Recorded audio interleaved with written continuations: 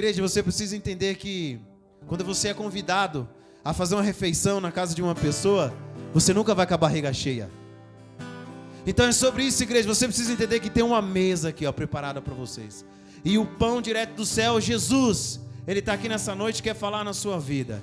Então esteja atento a cada palavra que vai ser liberada aqui nessa noite. Aquele que entendeu, diga amém, dá glória a Deus. Aplauda o Senhor. Pastor Diogo.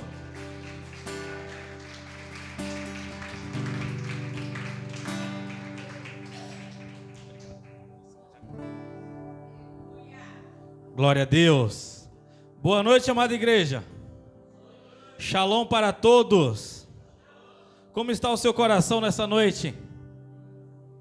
Está aquecido? Está cheio de esperança?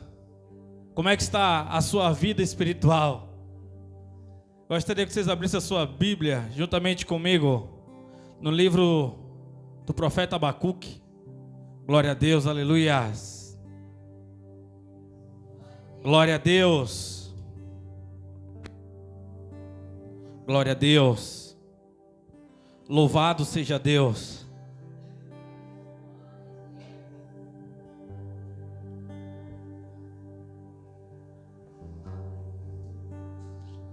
Aleluias. Prometo ser bem breve, igreja. Mas bem intenso também. Amém? Glória a Deus. Aleluias. Abacuque 3.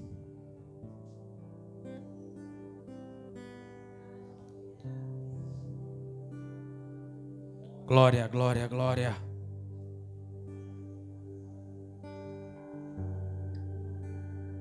Abacuque, ele é conhecido como um dos profetas menores. Ele que era colhedor de sicomoro. Se você parar para ver as histórias dos profetas, quando você vê o profeta Abacuque, ele é alguém bem atípico. Ele é alguém que fugia totalmente daquele padrão profético. Mas a diferença de Abacuque era o coração que ele tinha no reino de Deus. A diferença de Abacuque para as demais pessoas, para os outros profetas que tinham se corrompido naquela época, era como ele amava as coisas que Deus tinha colocado no coração dele. Era como ele era zeloso, como ele era cuidadoso, como ele olhava para a situação e ele queria uma resposta de Deus. Ele tinha uma necessidade no âmago dele de ver uma transformação naquele ambiente, de ver uma transformação naquela localização, naquele lugar geográfico onde que ele estava. Ele era um homem de intimidade com Deus, ele era um homem que conversava com Deus, ele era um homem que foi atropelado pelo sistema durante um tempo, até ele entender o que de fato ele podia entregar a Deus. Amém? Diz assim, Abacuque 3, verso 1 até o 3 aí. Quem achou, dá um glória a Deus bem forte. Não estava esperando não, né? Quem achou, dá um glória a Deus bem forte. Aleluias. Diz assim: então o profeta Abacuque fez a seguinte oração em estilo Shigoyanyo-isto. Isto é, sobre forma de cântico de confissão. Ó Yahvé, eu ouvi falar da tua fama e tremo diante dos teus atos. Senhor, realiza de novo em nossos dias as mesmas obras maravilhosas que fizeste no passado. Fazei-as conhecidas por todos também em nossa época. Ainda que esteja irado, lembra-te da tua mansa misericórdia. Deus veio de Temã, Kadosh, o santo veio do Monte Parã, região das cavernas. Sua glória cobriu os céus e seu louvor encheu a terra. Amém? Coloca a Bíblia no teu assento aí. Eu gosto de ouvir aquele barulho de igreja, sabe? Aquele barulho que só a igreja consegue entregar. Entenda um negócio. Você pode até desacreditar das pessoas, mas não desacredite da promessa. Não desacredite da promessa. O presbítero Rafael estava liberando a palavra aqui sobre José como escravo na casa de Potifar. E eu entendi, Deus falou algo no meu coração ali rapidamente, enquanto eu estava na mesa de som. José, ele não depositou a fé dele em Potifar, ele não depositou a fé dele no copeiro, ele não depositou a fé dele no carcereiro, mas ele confiou em Deus em todo o tempo. Ele todo o tempo descansou o coração em Deus, porque ele sabia que tinha uma promessa sobre a vida dele. Ele sabia que existia uma promessa sobre a vida dele. E se você permanecer, você vai entender o que é essas promessas sobre a sua vida, o que é esse mover de Deus. Independente de circunstâncias, independente de pessoas, independente do tempo, independente do que você esteja passando, a promessa é muito maior. A promessa é muito maior. E Deus é um Deus do singular para o plural. Ele trabalha na individualidade para trabalhar no plural. Mas primeiro ele começa com um. E esse um pode ser você. E esse um tem que ser você. Entenda isso, vamos lá. Deus, nós estamos aqui, Pai, nessa noite. Te entregamos, ó Pai, este momento, Senhor, diante da Tua glória, Pai. E pedimos, ó Pai, que o Senhor mexa conosco, Senhor, de maneira diferenciada, Pai. Que o Senhor nos eleve, Pai amado, até, Pai amado, o centro da Tua vontade, Senhor. Meu Deus, que hoje não seja uma simples pregação, Senhor, mas que seja uma chave, Senhor, que vai virar, Pai amado, aí dentro, no espírito, na intimidade de cada um de forma singular, Pai. Eu peço, meu Deus, que o Senhor venha, Pai amado, trazer um espírito, Pai amado, de avivamento, Senhor. Que o Teu Espírito seja o nosso avivamento, no nome de Jesus. Amém. Podemos assentar? No nome de Jesus. Aleluias. Glória a Deus, glória a Deus. Eu amo a história de Abacuque.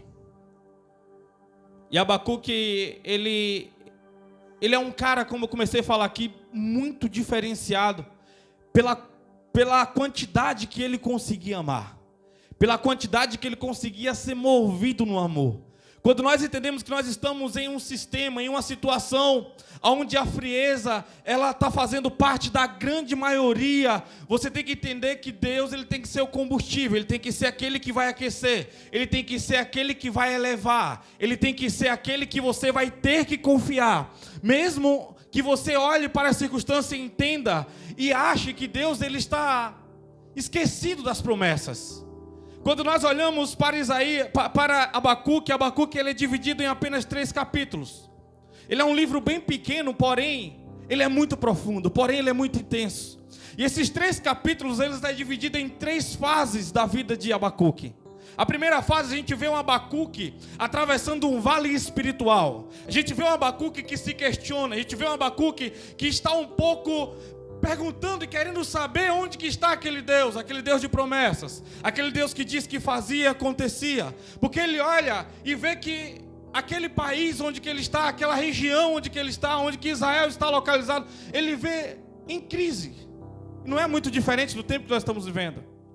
Crise de quê? Crise financeira. A violência tinha crescido, a injustiça estava imperando, os reis estavam perdidos nas suas próprias concupiscências, os reis estavam perdidos nos seus próprios desejos, os reis estavam manipulando as situações, fazendo com que o povo se escravizasse. E ele pergunta a Deus: até quando? O questionamento dele é: até quando, Senhor? Até quando, Pai? Até quando? Será que esse povo não está vendo o que é que está acontecendo? Será que o Senhor vai continuar só observando o nosso povo se perdendo? E ele começa a enaltecer o exército dos inimigos. Ele fala: olha como são os cavalos dele. Ele olha e diz: olha como eles são muito mais preparados. Olha como os soldados, eles são muito melhor, como eles são melhor do que os nossos. A gente vê no capítulo 3 um contraste. Aquele que estava no vale espiritual, agora ele está em uma montanha espiritual. Agora ele começa a enxergar as coisas de outro ponto de vista. Agora a gente começa, porque ele começa, a Bíblia diz que a oração é em forma de cântico. Então ele entende que é necessário, ele entende que é preciso uma entrega. Então ele começa a orar com ousadia. Então ele começa a apresentar as coisas, agradecendo a Deus. Aí ele fala assim: ó Senhor, Nós ouvimos falar dos teus feitos no passado, o Deus de Abraão, o Deus de Isaac, o Deus de Jacó. Agora nós precisamos que o Senhor realize novamente. Agora nós precisamos que o Senhor faça novamente. Eu sei que o Senhor pode olhar para nós e ter ira dentro do coração, mas lembra da tua mansa misericórdia. Lembra do teu amor, lembra do teu cuidado. Nós queremos estar contigo, nós queremos enxergar do teu ponto de vista, nós queremos avançar, nós queremos crescer. Não deixa a nossa nação perecer, não deixa o nosso povo se perder, não deixa, é o pedido dele. E você vê um coração grato, ele dizendo: mesmo que a figueira não floresça, mesmo que não haja fruto na vide, todavia eu não temerei o mal, porque a minha alegria é tu, porque tu és aquele o meu combustível de vida. Então não é mais sobre a circunstância, não é mais sobre a crise, não é mais sobre o mau governo, não é mais sobre a frieza, mas é sobre o Senhor. É sobre adorar o Senhor. É sobre adorar o Senhor. É como se ele estivesse falando assim: eu me encontrei, eu fui criado para poder adorar, eu fui criado para poder prestar louvores, porque quando eu estou nessa dimensão de entregar louvores, parece que não existe problemas. Por que parece que não existe problema? Porque quando você está entregando adoração, você está dando o devido controle a Deus, a poder mover e mexer em todas as causas possíveis, em todas as esferas emocionais, espiritual e física. Deus, ele tem poder para poder mexer. Deus, ele tem poder para poder transformar. Uma palavra dele e tudo muda. Um estalo do dedo dele e tudo muda, tudo é organizado, tudo vai para o seu devido lugar. Lembra da mansa misericórdia de Deus. Não tenha ele como inimigo, não, por favor. Não deixe com que as pequenas dificuldades que você está passando hoje, porque eu profetizo dificuldades muito maiores na sua vida. Diga amém, igreja. Por que dificuldades maiores? Porque você vai crescer, e na medida que você cresce, as dificuldades elas são maiores. Às vezes nós olhamos aqui uma igreja pequena, no interior, na cidadezinha de alumínio, e nós enxergamos alguns problemas. Agora imagina aquele que cuida de uma igreja lá no Brás, com milhares de membros, com milhares de oficiais, milhares de pastores. E nós às vezes falamos: poxa, mas como assim? O que é que está acontecendo? Às vezes você olha um problema, você numa empresa como funcionário, imagina quando Deus te levantar como empresário. Você tem que entender que você nasceu para estar em constante crescimento. Você tem que entender que Deus ele não chamou para você ficar murmurando e só vendo os problemas, mas é um posicionamento, porque há um contraste. O que aconteceu entre o capítulo 1 e o capítulo 3 de Abacuque? A diferença está no capítulo 2. No capítulo 2 a Bíblia fala, nós podemos observar que ele subiu até a torre dos vigias. Ele ficou entre os céus e a terra. Ele ficou ali, ele se tornou aquela ponte. Ele conseguia entender e enxergar o ponto de vista de Deus, e vendo um povo totalmente incrédulo, enxergando um povo totalmente nos seus próprios caminhos, um povo altamente frio. Então quando ele entendeu aquilo, ele falou: não, o problema não é o sistema, o problema não é a violência, o problema não é a crise financeira, o problema não é o governo, o problema é que a igreja está fria, o problema é que a igreja não está entendendo, o problema é que a igreja não está se posicionando, e a chave da nossa nação está na igreja. Entenda isso.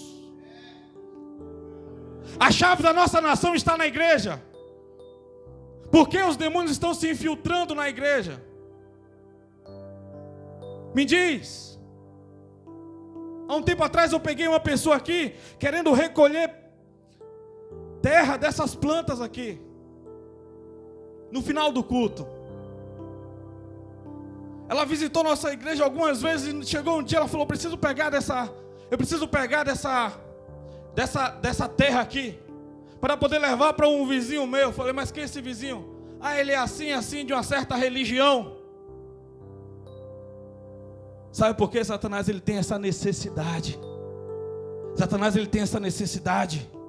O presbítero Filipe estava falando sobre Uma mulher ali agora, antes do culto, estava falando sobre os relatos de como os satanistas, de como o pessoal do candomblé tem se infiltrado em algumas igrejas para poder tentar enfraquecer. E um dos lugares que ele está mais batendo é aqui, ministério de louvor, porque é onde que mais os jovens são atraídos, através da música, através do louvor, através dos cânticos, através da adoração. Então os trabalhos hoje é para desestruturar para as pessoas olharem assim e dizer, não está acontecendo mais. Porque é muito fácil você saber o que é que está acontecendo, o que é que está dando resultado e o que é que está fazendo correto. Então o modelo Satanás sabe onde que ele tem que atacar. Se você não tivesse valor nenhum, entenda, Satanás ele jamais investiria em você. Se você não tivesse valor algum, Satanás jamais perderia tempo. Porque tudo aquilo que Satanás mais investiu é no que ele menos tem problema, na pressa. Satanás ele não tem pressa, Satanás ele é paciente. Ele é cuidadoso, ele é astuto, ele é sagaz. Ele é prudente. Ele não tem pressa na sua queda. Porque não adianta você cair hoje, amanhã você está de pé. Ele quer a sua morte espiritual. Ele quer o seu sepultamento espiritual. Até que você olhe para si mesmo e diga que não tem mais nenhuma utilidade no reino. Que você olhe para si e tenha nojo de si próprio. Porque o dos seus desejos, escravo dos seus desejos, escravo das suas vontades, escravo da sua própria forma de pensar, ao ponto de não querer amar para não se misturar. Escravo das suas próprias frustrações do seu passado. Escravo das próprias rejeições. Aquele que acha que é esperto demais, que diz que não é mais enganado porque sofreu muito, é o que mais sofre e é o que mais é enganado. Porque a sua proteção também faz com que Jesus fique do outro lado. Porque só tem um jeito de você amar a Deus: amando pessoas. É bíblico. Só tem um jeito de você dizer que ama a Deus: é quando você ama pessoas. Por isso que a Bíblia diz que o solitário busca os seus próprios interesses, porque é uma individualização, é uma retirada. Aquele que foi separado do mundo para algo, porque Deus o santificou, porque Deus liberou a unção, ele está dizendo: eu retiro esta unção colocada sobre mim.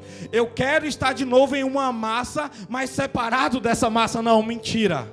Você está só separado de Cristo. Você está só separado do corpo. Mas você está igual a todo mundo.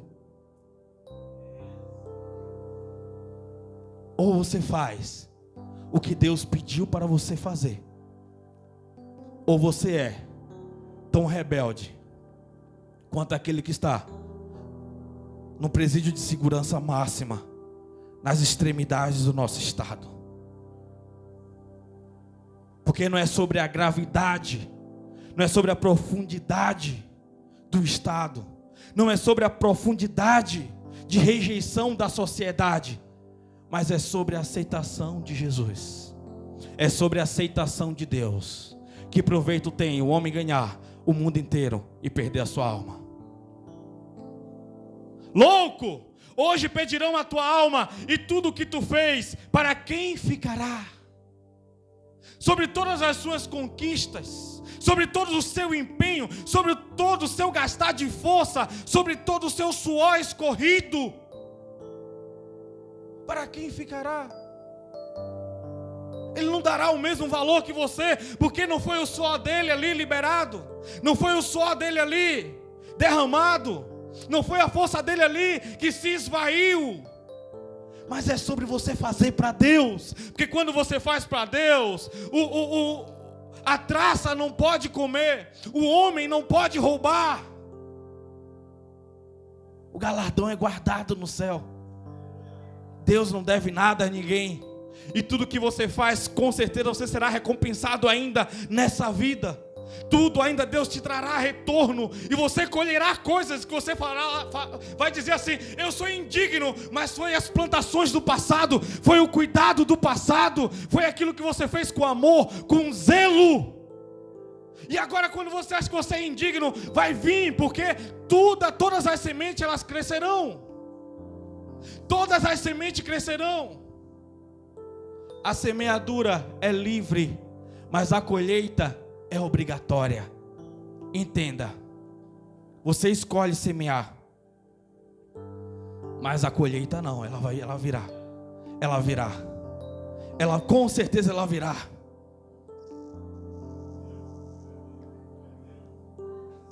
Quando ele chega naquela torre e se posiciona, aí está o segredo.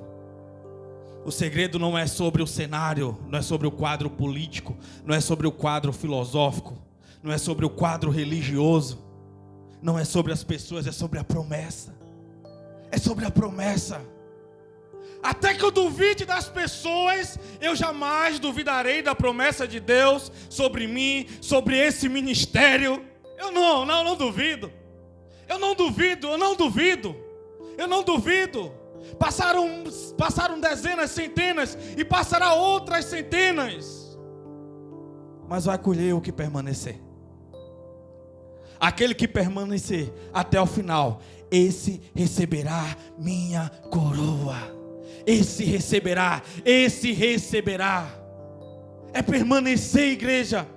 Não é sobre eu fazer algo ultra mega power agora e amanhã, desfazer tudo.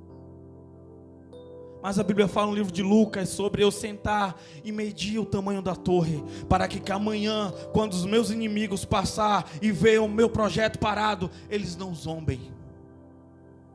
Porque aquele que ama, ele sabe qual é o caminho. Vira e mexe, Jesus sentava em dias de festa, em dia de alegria. Ele falava: é passageiro. O que me espera é uma cruz. O que me espera é uma cruz. Eu sei que está legal, eu sei que está maneiro, os milagres estão fantásticos, mas é apenas um pontapé inicial. Por um pouco me vereis, e depois não verás mais, pois vou para junto do Pai.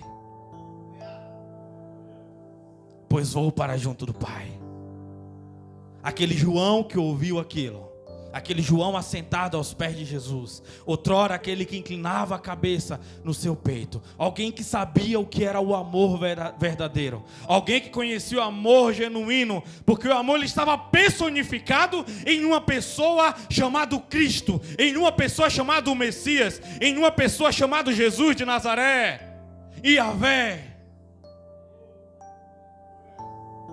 Eu sou. Estava ali diante dele.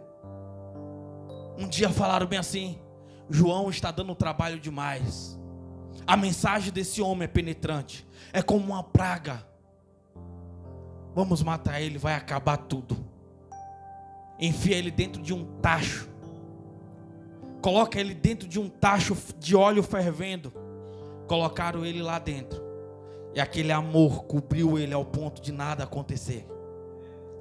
Então é o seguinte, já que a gente não consegue matar ele, coloca ele dentro de uma ilha, coloca ele em uma ilha preso, que certamente toda a história dele acabará. No dia que colocaram ele numa ilha para ele não poder pregar mais, fecharam todas as portas, a janela do céu se abriu para ele.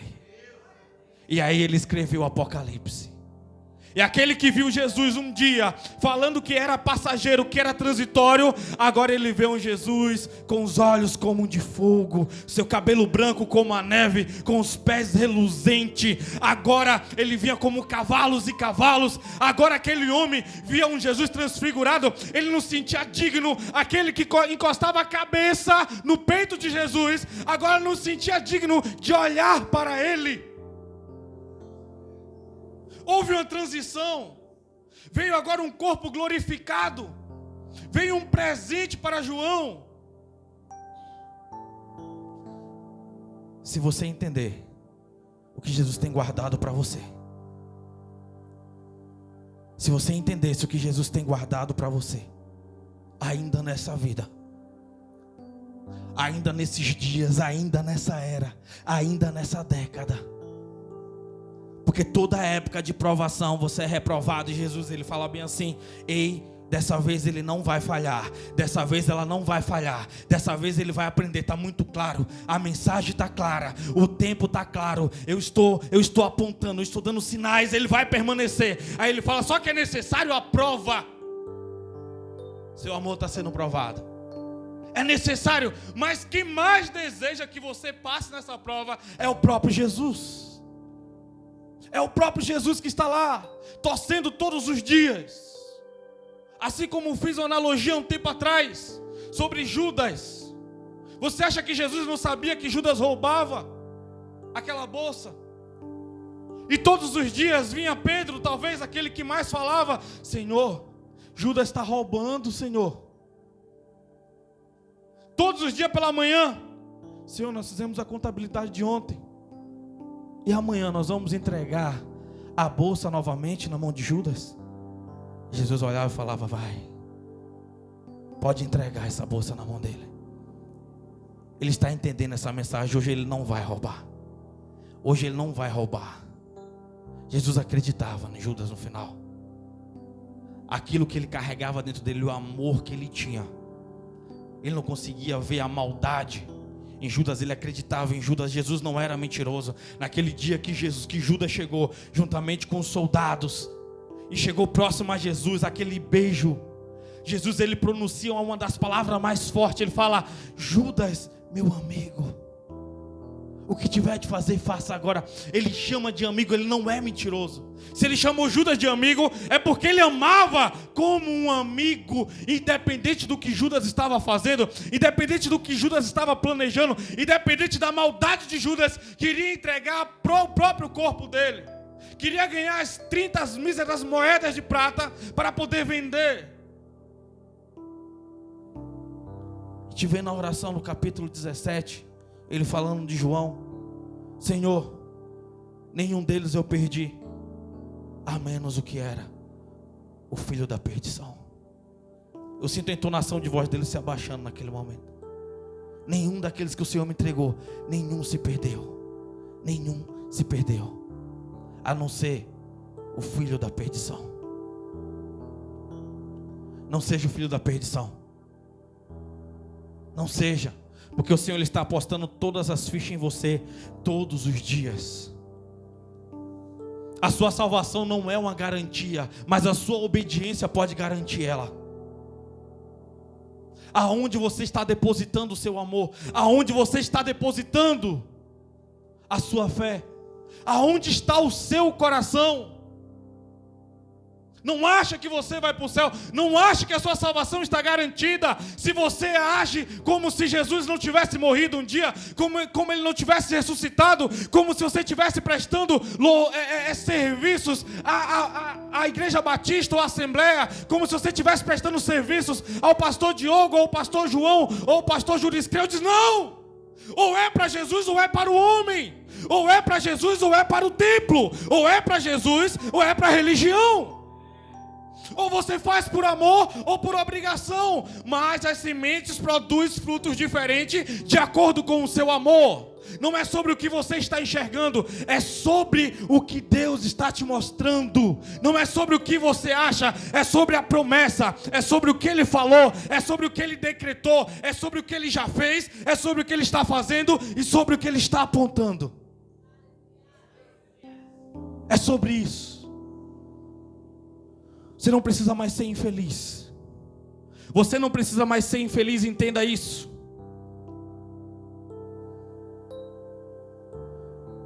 Aconteceu três fenômenos. Quando ele começou a subir a torre do vigia e a orar e a posicionar, e a se posicionar. Ele ouviu Deus. E quando Deus fala, as coisas são totalmente diferentes. Quando Deus fala, as coisas são totalmente diferentes. O seu ponto de vista muda, o seu coração transborda. Você sabe que Ele esteve ali, o cuidado, o zelo, o amor, o carinho dEle. Aquele que formou toda a terra. Ele consegue diminuir ao ponto de conseguir falar com um ser tão insignificante, mas que Ele ama tanto. Ama mais do que o mundo. Uma alma vale mais que o mundo inteiro. Aquele Deus cheio de amor, Ele vem a você na sua pequenez. Filho meu, você é meu amado, você é a menina dos meus olhos, você é minha joia, você é meu amado, você é minha amada. Eu sou o seu amado. Deixa eu cuidar de você no meu tempo. Não porque eu quero fazer você sofrer um pouco, mas eu quero que você entenda, eu quero que você amadureça, eu quero que você reviva. Eu quero que você cresça, eu quero que você transcenda, eu quero que você vai. Não é sobre eu ver as suas dificuldades e não agir. Não é sobre eu ver você nas suas situações difíceis, nos seus dilemas e não fazer nada. Mas é sobre você entender. Não é porque você é especial, é porque você tem que entender o tamanho do seu amor que você tem por Ele ou você não tem. É sobre você agregar a medida correta. Segundo fenômeno, a fé dele foi renovada. É por isso que ele conseguia agora ter aquele tipo de oração. E ele gasta todo o tempo dele agora, não mais batendo no sistema ou falando sobre um Deus que estava com a mão encolhida, ou falar sobre o tamanho dos inimigos. Não é mais sobre isso. Mas é sobre ele falar bem assim: Senhor, aviva a tua igreja. Porque ele olhava para o mundo e enxergava o pecado, olhava para a igreja e via frieza. Ele falou: o segredo não está no mundo, o segredo não está no meu ponto de vista. O segredo está, se Deus avivar esse povo. Quando você olha para a história na Europa, um homem como Charles Finney, um grande avivalista, porque profetas e avivalista ele só é mandado, enviado para um lugar em tempo de crise, em um tempo que o povo está totalmente frio, em um tempo que o povo está totalmente incrédulo, em um tempo que o povo está totalmente cansado, em um tempo que o povo está buscando argumentos para não amar, para não fazer, para não ir. Nesse período é enviado, e nós estamos vivendo isso, sim ou não? Sim ou não? Porque não é você esse avivalista? Porque não pode ser eu? Vamos lá, nós vamos conseguir.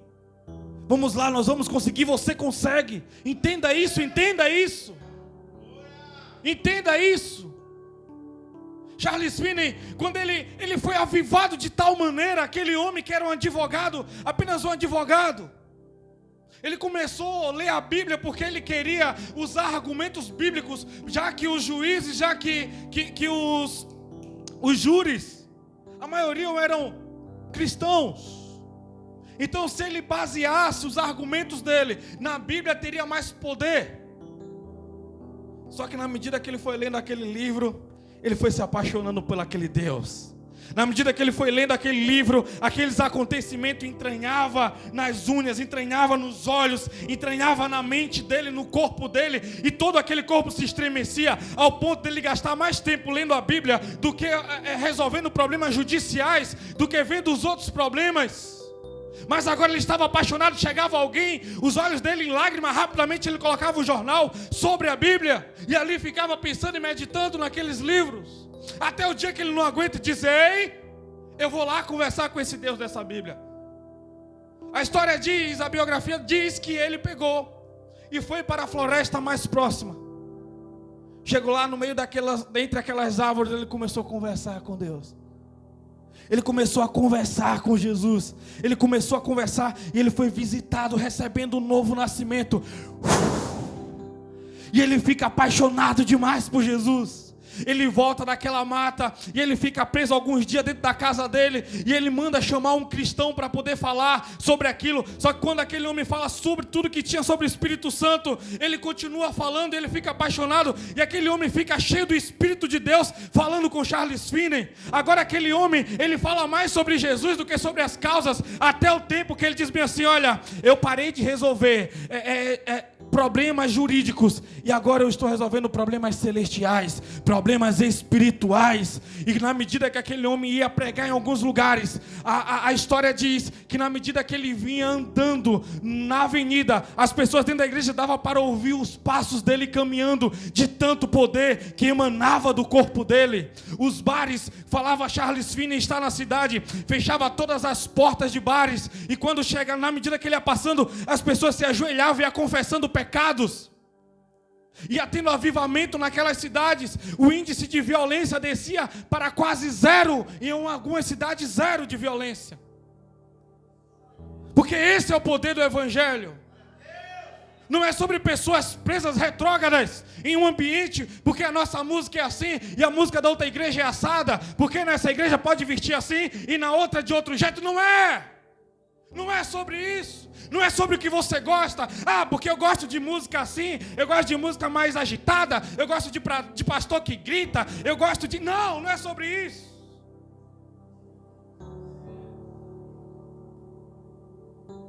Não é sobre você. Não é sobre o que você gosta. É sobre o reino.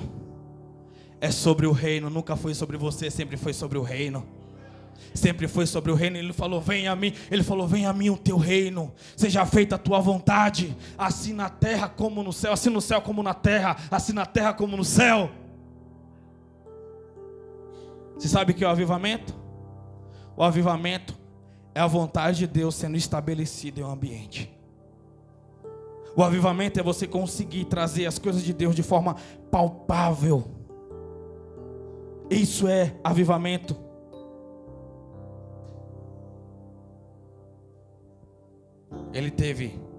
Ele ouviu Deus, a fé dele foi renovada. E agora tudo que ele tinha era um pedido: aviva a tua igreja, Senhor. Aviva a tua igreja.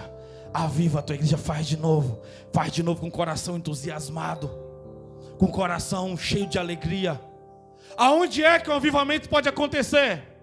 Aonde tem pregadores compromissados com a palavra.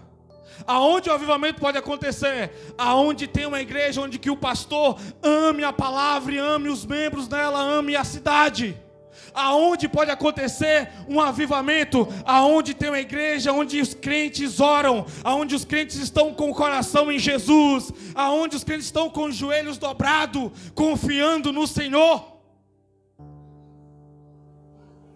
Para que um avivamento?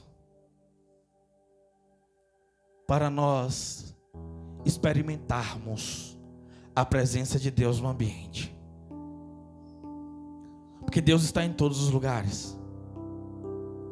O único lugar que Ele não está é o inferno. Por isso se chama inferno. Mas Ele está em todos os lugares não quer dizer que você está experimentando e vivendo a presença dEle no ambiente. Colocaram Sadraque, Mesaque e Abednego onde? Na fornalha. Chegaram lá, ele não morreu. Tem um quarto homem na fornalha.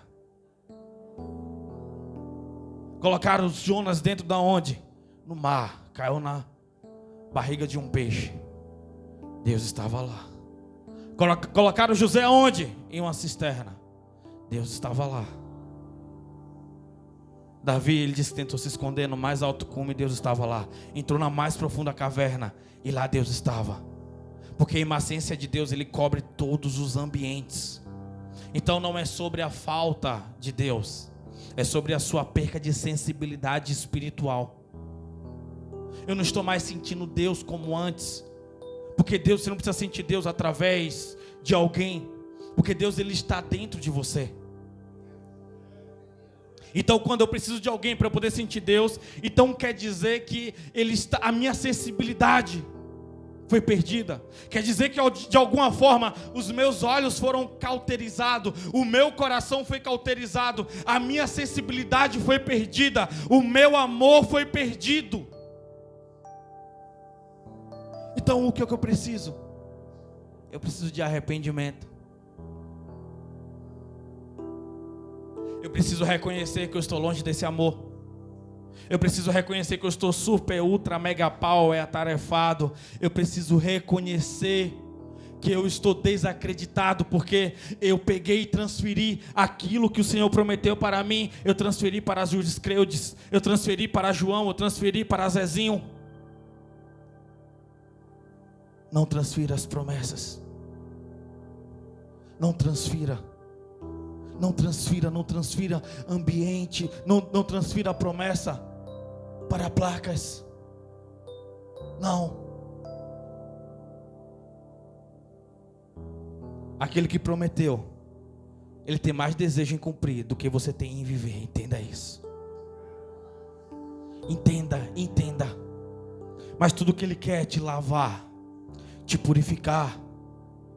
Tudo que ele quer é tirar essa amargura do teu coração, esse espírito de rejeição, esse espírito de vitimismo, esse espírito de incredulidade, esse espírito de amargura, esse espírito que você olha e acha que todos que chegaram até agora só prestou para te causar mal, para te causar danos. Todos que chegaram agora, ninguém olhou para você com o amor que merece, com o amor que você merece. Ninguém cuidou de você até agora. Sabe por que você pensa assim? Porque é isso que você está pedindo de uma pessoa, só Jesus pode fazer e você está o rejeitando. Aquilo que você está cobrando do seu ponto de vista, de um homem ou de uma mulher, seja ela os seus pais, seja ele o seu cônjuge, ou seja ele os seus filhos, só Jesus pode fazer, e você tem o rejeitado nas últimas décadas de vida. Porque você quer que Jesus se aproprie, que Jesus faça do teu jeito, da tua maneira. Você quer que Jesus se adequade à tua forma de pensar, à tua ideologia. Você quer que Jesus faça as coisas no trilho do seu sofrimento. Jesus já teve o sofrimento dele. Ele, na verdade, nem era dele, era nosso. Então o meu método não serve para eu colocar Jesus em uma caixinha do meu sofrimento e dizer: Jesus passa por esse caminho meu aqui e faz e me apresenta do meu jeito, da minha maneira, na forma de tal pessoa, na forma de um pastor, na forma de um missionário, na forma de um músico, na forma de um ministro, na forma de um presidente, na forma de um senador. Não! Na forma de um pai, na forma de uma mãe, na forma de um filho. Eu vou ter um filho para ver se eu sou amado. Eu vou casar para ver se eu sou amado por ele ou por ela, querendo que alguém faça aquilo que só Jesus pode fazer. Só Jesus pode fazer. Só Jesus pode fazer. Só Jesus pode fazer. Só Jesus, só Jesus, só Jesus. Então por que ele não faz? Porque nós precisamos de um avivamento. Nós precisamos desse fogo descendo. Nós precisamos dessa glória descendo e inundando todo o ambiente. Nós precisamos de sensibilidade. Precisamos de rendição. Precisamos de um pedido e um grito genuíno de socorro.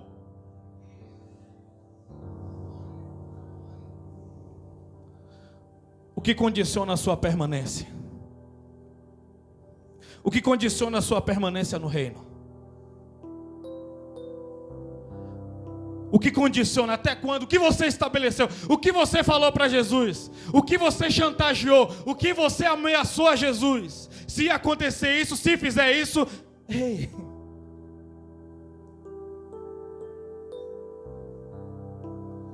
Fala para a pessoa com muito amor, sem ser de forma pejorativa, com muito amor.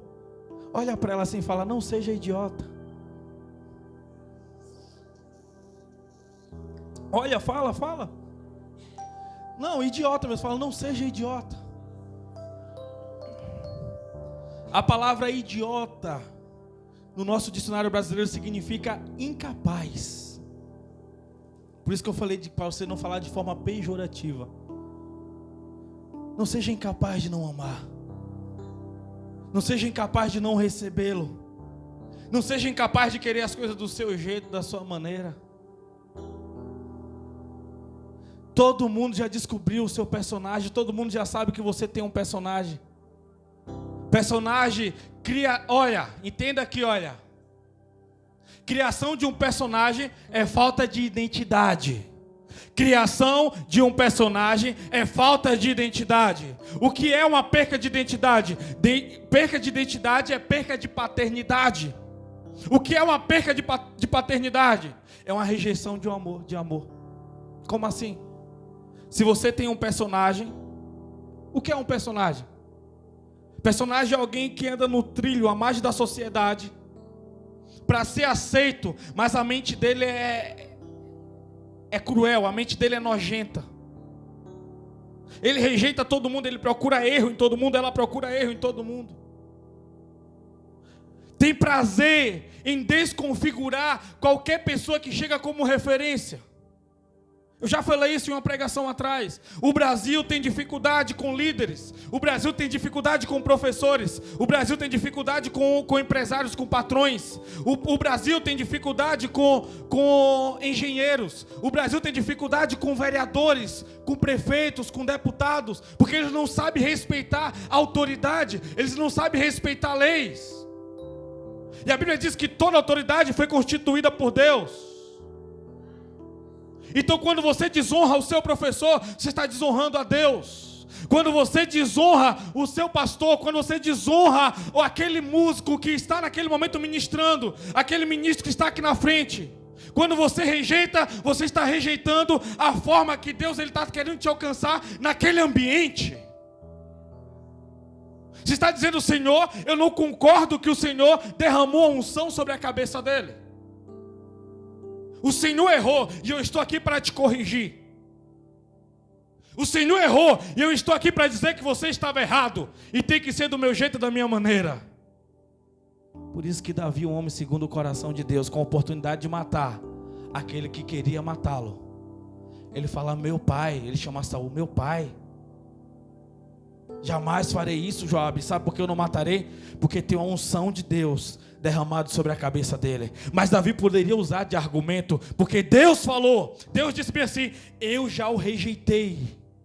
Ele estava dizendo: Deus, o que o Senhor tem com ele é entre você e ele. Assim como disse o arcanjo Miguel quando expulsou Lúcifer. Ele não falou te repreenda, ele falou que o Senhor te repreenda. Essas pessoas entenderam que não podem julgar. Do dia que ele foi julgar, ele matou, e veio a maldição sobre ele, veio a maldição sobre a casa dele, veio a maldição sobre aquilo que ele acreditava. Davi foi um bom rei, mas um péssimo pai. Davi foi um bom rei, mas uma péssima referência.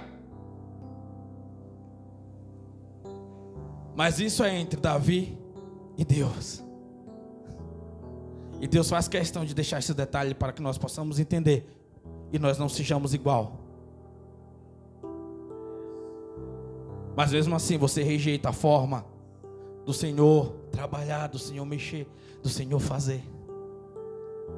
Quanta dificuldade em amar, quanta dificuldade, quanta facilidade em rejeitar, quanta facilidade em desabilitar, quanta facilidade em rejeitar, em recuar pessoas.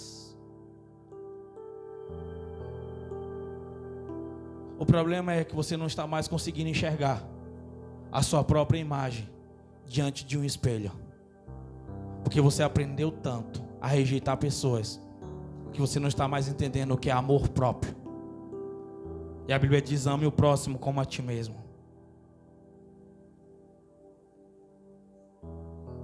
Eu quero orar com vocês, mas que você entenda nessa noite que é necessário, que é preciso e que é possível. É necessário, é possível e é preciso.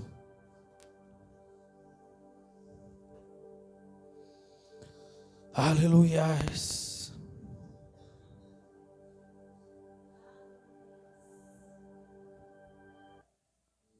É uma conversa no singular com você e Jesus.